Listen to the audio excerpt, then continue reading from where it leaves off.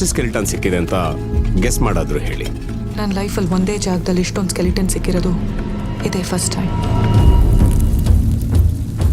ಅವನು ದೇವಸ್ಥಾನಕ್ಕೆ ನುಗ್ಗಿ ಉಂಡಿ ಹೊತ್ಕೊಂಡು ಹೋಗೋನಲ್ಲ, ಗರ್ಭಗುಡಿಗೆ ನುಗ್ಗಿ ಯಾವ್ರನ್ನೇ ಹೊತ್ಕೊಂಡು ಹೋಗೋದು.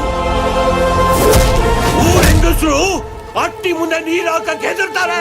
ಯಾಕೆ ಗೊತ್ತಾ? ಅವನು ಬೀದಿನೆಲ್ಲ ರಕ್ತದಲ್ಲಿ ತಾರಿಸ್ಬಿಟ್ಟು ಹೋಗಿದ್ದ. ಅಷ್ಟು ದೊಡ್ಡ ಅಪರಾಧಿನ ಬಿಡಿಸೋದು ಸುಲಭ ಅಲ್ಲ.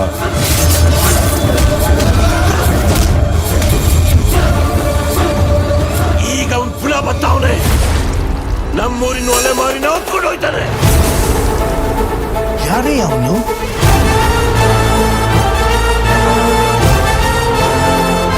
ನಮ್ಮೂರು ಭೀಮ್ನಳ್ಳಿ, ಕುಲ್ಮೇನೆ ದೇವಸ್ಥಾನ.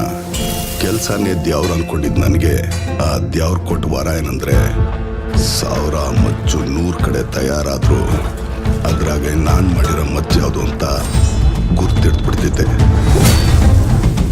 ಈಗ್ಲಾದ್ರೂ ಹೇಳು, ನನ್ ಕುತ್ತಿಗೆಗೆ ತಾಳಿ ಕಟ್ಟಿ ಮದ್ವೆ ಆಗ್ತ್ಯಾ ಇಲ್ಲ ನಿನ್ ಕುತ್ತಿಗೆನೋ ಕೊಚ್ಚು ಕನ್ಸ್ಬಿಡ್ಲಾ?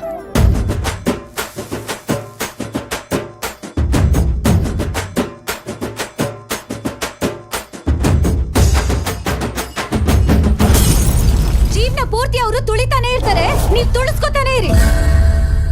ಇವರೆಲ್ಲ ಅವುಗಳಿದ್ದಂಗೆ. ಇಸ ಇಲ್ಲ ಅಂದ್ರೆ ಹಿಡಿಬೇಕು, ಇಸ ಇದ್ರೆ ಹೊಡಿಬೇಕು.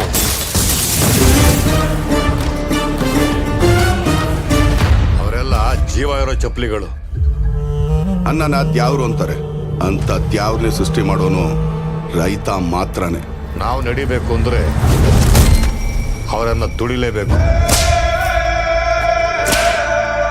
ಅವರು ಕೂಡ ಇಂದಲ್ಲ ನಾಳೆ ತಿರುಗ್ ಬೀಳ್ತಾರೆ, ನೋಡ್ತಾ ಇರಿ.